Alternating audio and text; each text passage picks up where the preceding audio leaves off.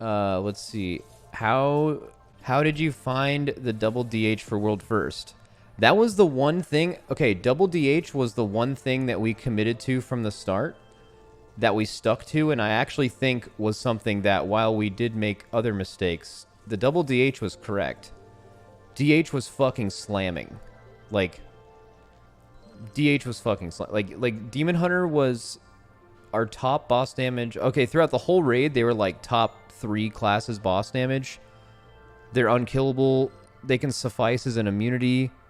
They have a raid cooldown. They're so good. Like DH just checks every box. Consistent single target, bursty, E kind of AoE, high movement.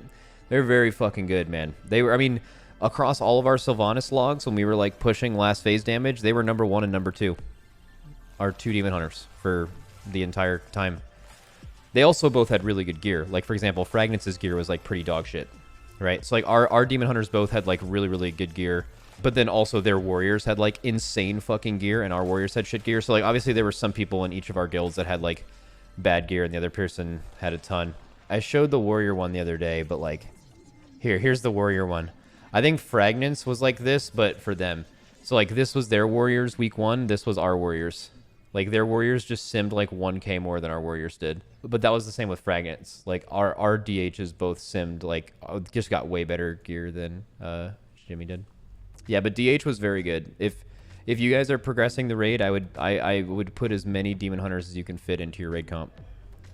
Actually, I don't know if I know enough about that, because I know our Demon Hunters were playing Momentum and they were fucking shredding, but I don't know if like the DH community at large plays Momentum.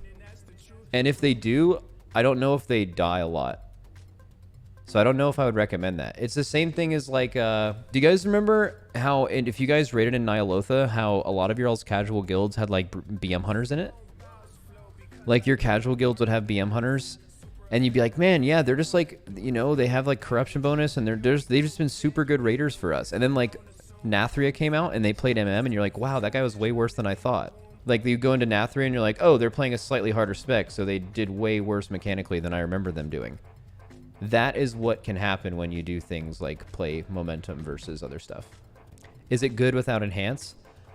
I don't know exactly how much worse it would be, because we found when we did our Enhance testing before we decided to run Enhance, is that we found that Enhanced Sims did not seem accurate with what we were seeing as far as increase. The Arms Warrior bonus seemed somewhat accurate. However, the Havoc one did not seem that. Our Evade, who would not overstate something like this, when we were looking at it, was making the case that he thought that the Havoc DH bonus from Wind Fury was way higher than what was being simmed. Like, it was like he thinks it's like 5% or more for Demon Hunter. Casual DH here. It's pretty stressful playing Momentum, but I think it'll get better over the tier.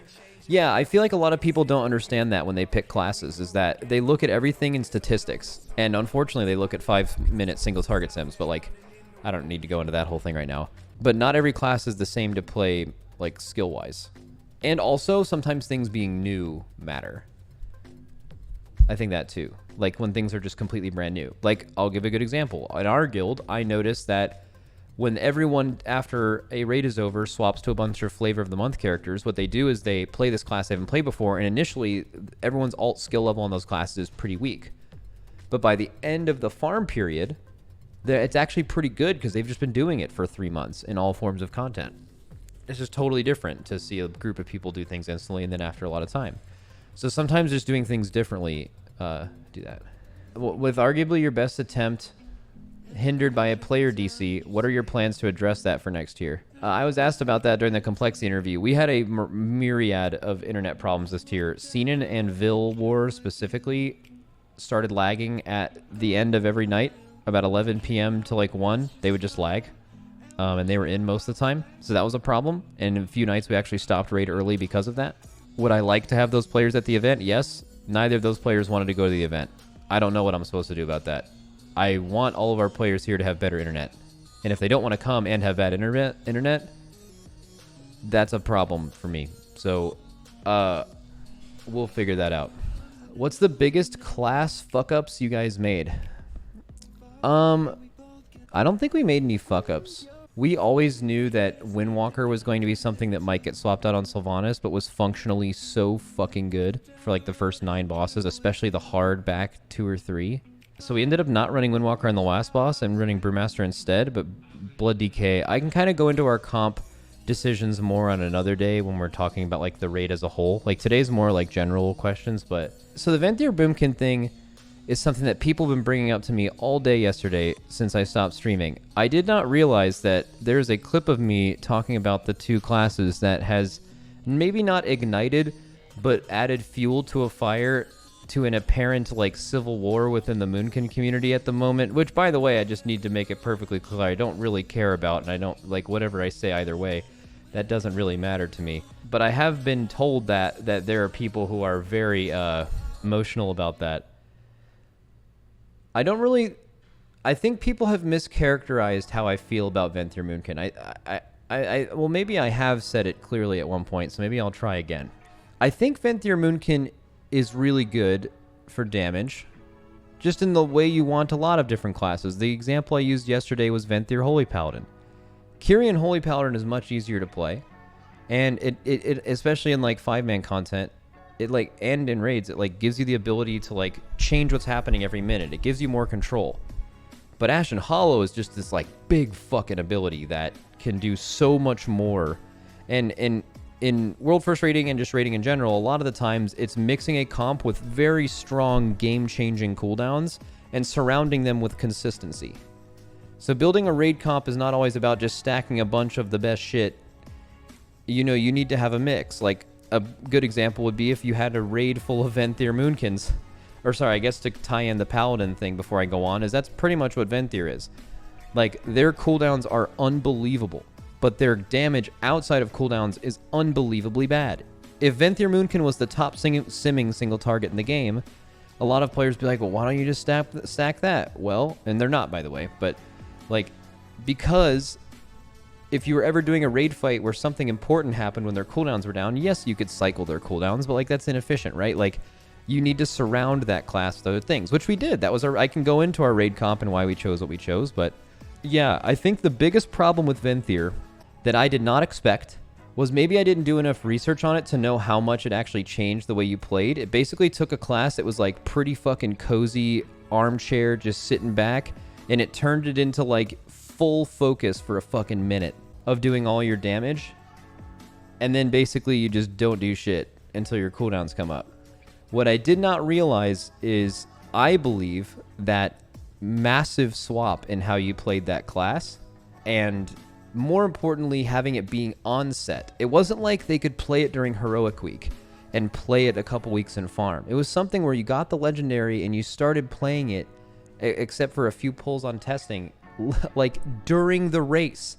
Like Tuesday came out, they farmed Renown, they got the legendary, and they zoned in and started playing it right then. And at least from my perspective, someone who I don't think I make a lot of excuses for people, I'll say when stuff has been bad, and the Moonkin's defensive play was very bad. Like, I mean, there's no, if you guys have eyes, you could notice we had a massive, massive problem there this raid. That is something that has not been true. I've raided with a few of those players for more than 3 years, and I've never seen them play like that. And I can only attribute that. You can play bad for a night. You can play bad for a boss. You can't play bad for a whole raid. They played bad defensively the whole raid. And that is not a coincidence. When you play bad for a whole raid, that just ends up being like there's something wrong, or like that's who you are. And I know that's not who they are. So I think that maybe not as much the class, once people get used to it being just, or the spec being Venthyr Moonkin, is going to make you die. I think more than anything, it was just new all at once, and it was learning really, really hard fights with something that was new to you. You know, if you guys want to attribute this in another way, it's a more extreme comparison, but think of the class you're the most comfortable on, whatever your main is. Now think of playing a class that's similar to your main. So if you play a melee, maybe just another melee, and consider learning an extremely difficult progression fight. Maybe one of the ones that's the most relatable to you all would be like Painsmith, right? Nice middle of the raid boss, pretty difficult. Your small movements And the decisions you make are impacted so much by the slight unfamiliarity of playing something that you're not extremely familiar with that will result in a lot of mistakes. And I think that basic fundamental change in the way that Moonkins were played in this raid, because of the last second Covenant swap, actually led to a tremendous amount of mistakes. It's just basically a much harder version of the class. And not to mention the small fact that also playing Nightfae gives you Soul Shape, which, if you guys know anything, something that you can hit immediately to port and something that requires a cast are completely fucking different when it comes to staying alive to a mechanic. It's not close. Soul Shape is a hard carry. A lot of people don't realize that. When you're picking a covenant between your class and two covenants are close and one has Soul Shape and the other one doesn't, you're going to notice that over a couple hundred pulls, okay? And not to mention they have really good defensive soul binds as well, okay? So that was a lesson for me in that. And I maybe, if anything that I did incorrectly there, was not understand exactly how different that would be. I also believe another, and this is probably Echo's argument for running Nightfae Moonkin, was, you know, running Nightfae Moonkin is like this just consistent cleave to allow a more single target comp, which is a good question. However, I looked at it the opposite way. I said Venthyr Moonkin single target, especially with things like KT, Fate Scribe, and Paintsmith being extremely phase-based to where you could get the massive benefit of their huge 1-minute cooldown and then spend the second to third minute literally AFK, which is how the fights were made for some reason. That actually heavily benefits the massive 1-minute damage. Anytime your class in a 3-minute window does all of its damage in 1 minute and you can spend the back half of that minute fucking AFK, that class is broken as fuck, which it was. And the reason why we did that and why we wanted them for single target was because we were already running so much melee cleave, double Arms Warrior, double Havoc DH with Enhance. We had Ret. We had options to run like Ellie and Hunter, and like if we ever wanted enough, and we had Frost Mage. At Arcane, if there was ever enough cleave, it was going to get done without Moonkins, with the exception of Domination Chains. That was the one thing that Moonkins, at least in what we previously thought about Domination Chains, would have been, you know, obviously they would be the best at that mechanic, but melee cleave was like, for everything else in the raid, would have been completely sufficed without Moonkins entirely. So that's just a little difference in philosophy. But the main thing that was completely unexpected is what playing a completely different new version of the spec did to those players' survivability. It was pretty noticeable. So that was a very, very long thought-out way to answer that question. And to answer any follow-up questions being, as Max, should I play Nightfae or Venthyr Moonkin? My real answer is I don't care, and whichever one you want to play. Because I think they both have value. Once people get used to Venthyr and play it for a couple weeks and months, I think the play will be a lot better with it because it's just something new. I think that definitely matters. But yeah, that's basically it. That's how I feel about it. What was the moment you most regret / what would you do different if you could in this Race to World First? It's hard to tell in hindsight. I wish we wouldn't have done splits before, or I wish we wouldn't have done our KT and Sylvanas splits before Soul Render. But that's big hindsight, because the only reason we did it before Soul Render was we were facing a very fucking hard version of that boss, which we would have killed. We just wanted like a little bit more gear and we hadn't farmed shards yet. And then we go back and right when we're done doing those splits to kill it, they fucking nerf it in our face and make the fight a joke. So that sucked. But see, in hindsight, I can say we shouldn't have done it, but in the moment, it was exactly the right decision. The thing I regret the most this raid, and again, this is kind of hindsight, but I regret not doing enough splits. Echo had 2 more eye levels than we did last week. That was because they spent 15 to 16 hours doing splits and we spent 7. They just did like basically double armor type and we did single. This is the same thing that both of our guilds have done in the past 2 Race to World First that we've won. Because when the race goes to a second reset, you know that the first week heroic splits become less efficient. Where killing a boss in the first week, it's extremely important to do as many splits as you can. The way I looked at it was every boss that has, or every end boss in the last 5 years besides Emerald Nightmare was killed in the second reset besides Jaina. And the reason I say besides Emerald Nightmare is because that's a complete anomaly. Nothing's ever been like that before or after it, totally unique. Jaina was the only boss killed in the first reset, last 5 years. They usually design raids better, and it's not better, but like, you know, obviously the reason that this boss was killed in the first reset was because Kel'Thuzad and Fate Scribe were complete jokes, where they could have been. Kel'Thuzad's one of the biggest mistakes they've made in a long time. That's why stuff like that can happen. So, yeah, I mean, if we would have done more splits, obviously, I think we'd be having a different conversation right now. But the reason we made those splits was because we just made a guess that the raid wasn't going to die in the first week. And we were wrong. So that's probably my biggest regret. Any reason you guys didn't bring an Unholy DK like Echo did? Didn't loot a Unholy bonus. Unholy DK is functionally insane for every part of the Sylvanas encounter. They do really, really good P1 damage. They're one of the only classes in the game that's going to have something at least decent or good for every single P2 platform. You have damage for the first platform. You basically have Unholy Blight, Pet, and APOC for every single ad platform and the boss burns, which is just fucking efficiency.com. It's really fucking good. And then they do good boss damage in the last phase. Okay, but ours had shit gear, and he didn't get an Unholy bonus, so rest in peace. How difficult is it to make the call to stop raiding when you're a percent or so away from a kill and you know Echo will most likely kill it when you sleep? It's really hard. It's really hard, but you have to know that at a certain point in the night, once you lose the momentum, you're not getting it back. That's reality. We could have stayed up for 5 hours after we stopped, and we wouldn't have killed it, because you're just done at that point. You just can't play that well for that long. It's too hard. Do you think Blizzard fulfilled their promise about fair playing ground between melee and range this tier? Really fucking good question, by the way. Yes. I feel like absolutely.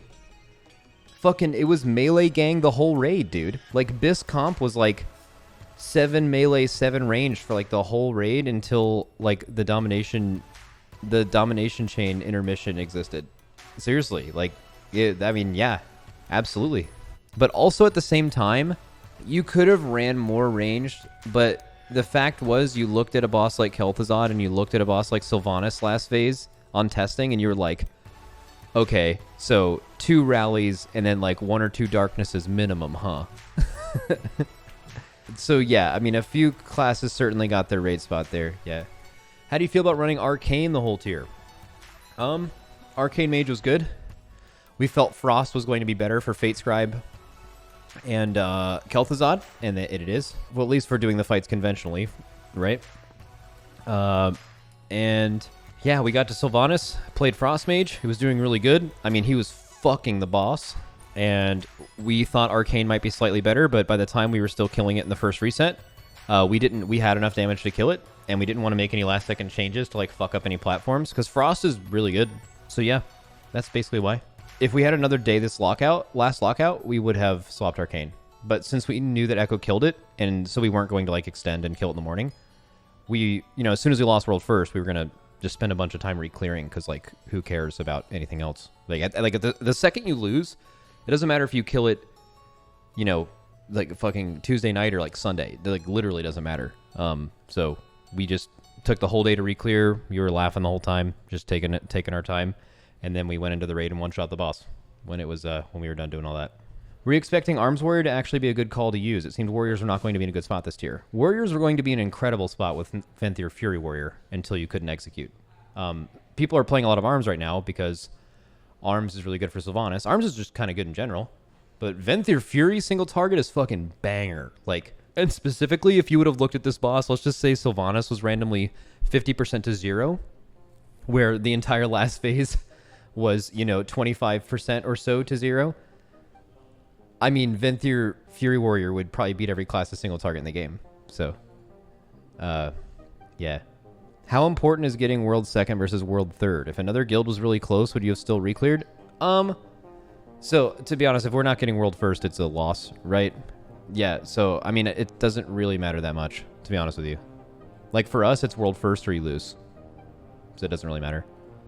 Let's see, there was so much down talk on Hunters going into this patch, yet both guilds ran one. Well, that's because they were horrifically undertuned. Here's the deal. Hunters were horrifically undertuned, but they were a functionally insane Sylvanas class. For 2 reasons. Number 1, you had a ton of careful aim uptime in what ended up being an actually pretty hard phase week 1.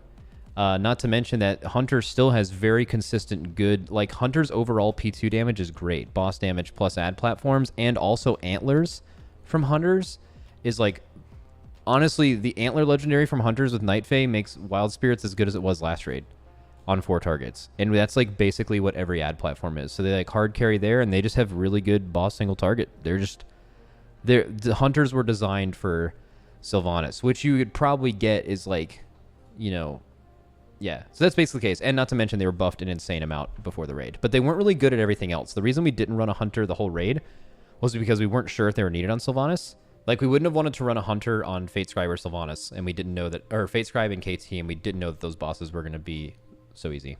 It was something where, like, if we thought we were going to use a hunter, we would have, like, geared them up in the second reset and out of the raid, kind of. Because we knew that we would only want them for Sylvanas. Potentially, not even guaranteed. Would you have extended if they didn't kill? Oh yeah, in 2 seconds. We would have just done like a normal for shards, gotten a few more unholy bonuses, and probably still one-shot it, yeah. Did you ever consider running a Prot Warrior this tier? Yes. We considered running Prot Warrior instead of Blood DK initially. So our main play for Blood DK was actually not for any other reason than raid single target. Windwalker Blood DK for us was doing more damage than Brewmaster X. And it's because we were using Blood DK to use Vampiric Blood legendary to give Vamp Blood to Demo Logs every minute for their Tyrant, which is worth about 400 DPS per Warlock. And we were going to stack a ton of them if the fights allowed you to. But they did not. How close were you to bringing a Rogue?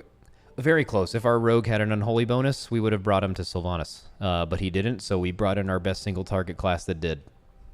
God, just saying that is like fucking miserable. Any thoughts on what next tier might look like? No. What does that mean? After the loss like this, do you see the DPS or see the guild roster going through shakeup or turnover? I mean, we approach every raid we win or lose with the mentality that we lost, because you always make the best decisions to make your guild better. And if you ever let winning affect that, then that's how you become complacent. I don't think we lost because we were complacent. I think we lost because the other guild was just better than we were in almost every way I can see. So yeah, I mean, we're just going to have to get better. I think we've been better than them in the last 2 raids in every way. So they made some jumps. We just didn't do very well. I haven't gone back and looked at exactly what it was, but a few things come to mind. Number one, I don't think there's ever been as many personal mistakes that held us back so much on so many bosses. Like, that has always been our thing. Like, where Echoes, I think, huge benefit for them is they have shit planned out to a T.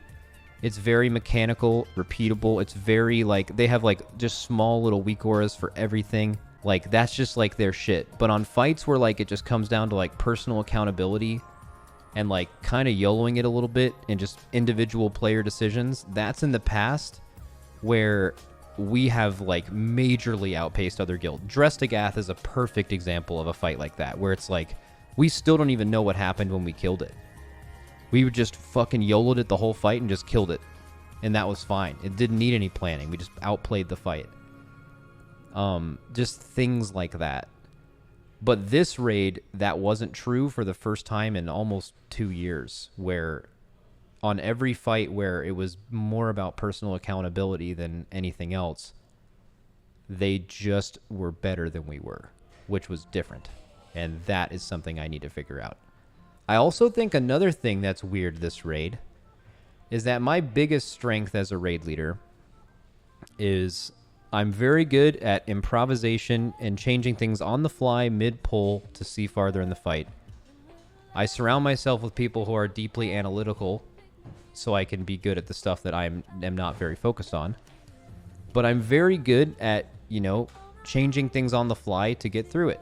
You know, there's a lot of raid leader bosses in Castle Nathria that were like that. Stone Legion generals, memorizing the cast sequence early, getting really far pulls. It was an easy boss, but a good example that would be pretty relatable to a lot of people is Hungering Destroyer. You guys saw through my undercover raid leading series, that was one of few bosses that are in raids that you could legit increase a guild's... You could kill a boss in 5 pulls in a guild that without, like, your raid leading would have killed it in 60. It's happened multiple times. You could kill You could kill Stone Legion in 70 pulls, where most guilds would take 200, because raid leaders in those fights have so much impact. There honestly was not a fight like that this raid. I haven't felt less impactful. I feel like things that tend to my strengths, there's usually like Il'gynoth in Ny'alotha. That was a fight, the actual Dispel strat, not the no Dispel strat. That is something your raid leader killed that fight. It actually killed the fight for you. Your raid leader did everything. It was the entire reason for your success. There was nothing like that this raid. Every fight was just like, as a raid leader, you felt like a glorified bigwigs timer.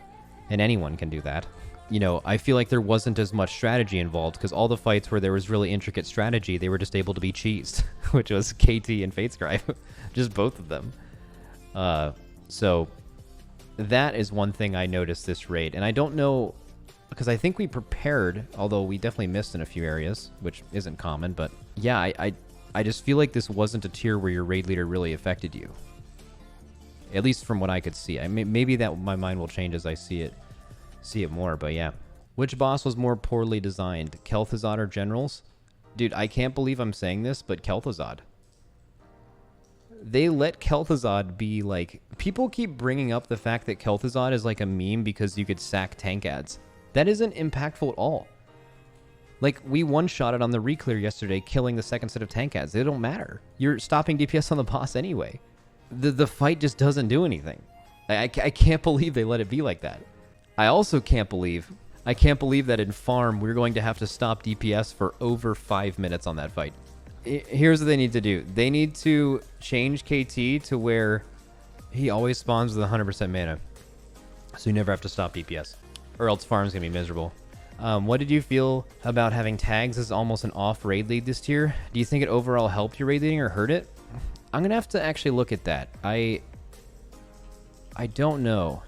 So first of all, Taggzz is great. Second, I think me being taken completely off the healer cooldown stuff led to some problems in a few ways. And one of them being it kind of took me out of the fights and took me away from what I'm best at, which is changing things on the fly and doing it. And in which way I had less impact. And there definitely was some holdups in planning and stuff. Yeah, I don't know. We'll figure that out. Do you think Enhancement Shaman will get more play in the next tier? I think so.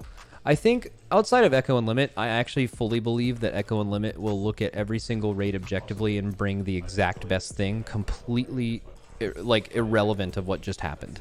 At least I know we think that way, and Echo makes really good decisions. So I believe Echo goes into every raid, forgets what was good in the last raid, looks at this one, applies all the logic of what would be good for WoW classes to it, and picks things. So do we. A lot of other guilds behind us, as you notice with the amount of Hanses that were originally being run versus the amount that are being run now, usually just follow that. So maybe people needed to see it again to realize that Wind Fury is actually quite good. And it's not just good for arms, and it's not just good for Havoc. It's good for Ret. It's good for Rogue. It's really good for Rogue. So yeah, I think Enhance has a good chance of being brought to raids, especially if Blizzard is of the mindset that, yeah, we want melee to be better in raids. Well, that's true, and they're making it easy to bring melee in raids. That can only logically be one thing. That only means one thing. It means melee is going to be easy. Because the only time melee is bad is when bringing an excess amount of melee is really fucking hard. Uldir, Fetid Devour, bringing melee super hard. Mithrax, pre-nerf, super fucking hard. Vectis, pre-nerf. Or not nerfed, but like Vectis, hard to bring a bunch of melee. Fights that require your melee to spread like ranged. For example, if Painsmith made Chains get fucking melee on Mythic, which thank God it didn't. Right? Like, that's what makes melee hard, is having to do stuff like that. Well, what makes you drop melee? Those mechanics existing. So, if those mechanics don't exist, melee become extremely valuable because you're just increasing the amount of people in your raid that are doing something incredibly fucking easy. So, that, and then also, Rally and Darkness, real fucking good. AMZ from DPS DKs is nerfed. Looking for raid cooldowns? They only come from two classes, kind of, and that are not healers. And both of those classes happen to scale very, very well with Wind Fury. So going forward, could Enhance see play? Most likely. Also another thing. Shamans in your raid is very nice. Ankh, good. Also, Windrush Totem, very good. Curse Dispels, good. Windrush, good. Until they tune healers, it's very hard to believe that you would ever see a Resto Shaman in a raid until they start doing as much damage as Holy Paladins and Disc Priests do, if you include PI. Yeah. Mistweaver dead then? No. Okay. Dude, don't sleep on Mistweaver. Mistweaver's actually good. No, you guys are like gonna do the like your memeing thing. Like, no, I mean like Mistweaver's actually good. Like Mistweaver does a ton of fucking healing right now, and they also do like pretty good damage. Yeah, Mistweaver is not fake. Mistweaver is very up there on classes I would bring into the game if Holy Paladins and Disc Priests were nerfed or didn't exist. How perfect is Sylvanas? Okay, besides the Sylvanas perfect memes, where obviously there was a ton of fucking problems on that fight, that is the best P1 of a boss in multiple years. Better than every boss in BFA, P1. That's the best P3 in a few years. But the cutscene thing, the like 10 rives instead of like 4, where you're just AFK the whole time, the 15-minute long fight, that part stinks. But Sylvanas overall, very good fight, I think. It's got a few phases that are really well tuned too. Where do you think the hate around the world first comes from? I explained this on Twitter, but I can explain it again. The hate from the world first doesn't really come from anyone who watches PvE WoW any time of the year other than the race world first. It's just a roaming pack of people that go to League, like LCS, LEC, Twitch chats, Valorant Twitch chats, CSGO Twitch chats, that for the past 8 years just have a huge hard-on for shitting on the other region they're not in. And they do that and they travel around and get super passionate about it. So what they do is they don't watch WoW PvE at all. They show up to the world first race not understanding everything, and they see this, like, the fact that NA starts ahead as this perceived, like, major disadvantage, and they have it in their heads that we've won because of that, which is completely ridiculous. And then they, like, hold that, they just, like, it's just that pack of people show up and then start a ton of shit, and then as soon as it's over, they don't care at all, and they instantly leave until next time. So that's where it all comes from. It's actually not anyone who watches WoW. It's like just people who get a super huge hard-on for NA versus EU conversation in any esport, and then they just show up for this and then leave. Let's see. What would you say were some of your hardest leadership decisions this tier? I don't know. I haven't diagnosed my performance this raid yet. I don't think it was good. But I haven't stepped back and looked at it. My initial impression is always that as a leader, you're in charge of this, and if things don't go well, it's on you, and that's true. But I haven't looked at everything deeply enough to know exactly where we misstepped. But I will. I just haven't done that yet. What were your most valuable specs and classes for this raid tier? I don't know. There's a lot of really good classes for different things. This raid was very, very unique because, like, classes just did so many different things so well. Like, you have Fury Warrior that was just, like, insane single target, but none of the fights really let it shine, and Arms was just better overall. Arms ended up being just, like, a cleave spec that has good single target, so you can enable other single target users. Shadow Priest Rogue, super strong, super one-dimensional. Shadow Priest maybe isn't as one-dimensional anymore. It's a bit better than that, but they're so strong at what they do. Ellie Shaman is something that wasn't run this raid that I feel like is incredibly good. When like Ellie Shaman on Sylvanas it has to be a banger class. You have a fucking giant ass earthquake every if you want to play the earthquake legendary, like you have a giant earthquake every domination chain set prepped. Every time you go to a platform, you have huge damage in P2. You're unkillable. Like, I feel like Ellie is so good but didn't get run. Like, I think Ellie is just such a good class, and it just didn't quite have the single target we needed to kill the boss last week, which is why it didn't get run. And it was so good on Fatescribe and KT. You know, the Moonkins are so polarizing because they're so valuable. Like, their cooldown is so good that it can be run, but you needed to bring another entire raid comp around them to support how bad they are in their downtime. Demo locks are another question, where Demo is like the best single target in the game, and even better if you simp for them with health stuff, which is pretty easy to do. But the fights don't lend themselves enough to Demo's complete lack of the ability to do anything outside of some cleave on a target and single target. Unholy DK is really strong. Ours got terrible gear. Havoc Demon Hunters are the jack of all trades Raid cooldown, unkillable, infinite movement, crazy good single target, crazy good cleave, crazy good burst AoE. Havoc DHs are fucking king shit right now. They're so good, and especially if you have Wind Fury. There's just so many good classes. Usually when I prepare a comp for a last boss, I can bring it down to about 22 characters that you would run. In this raid, it was like 24, just because of how good some classes could be at certain moments. Windwalker's hard carry P2, in what could have been P2, right? They ended up making P2 a little different. Moonkin's hard carry P1. There's just classes that just hard carried every phase where they're so strong.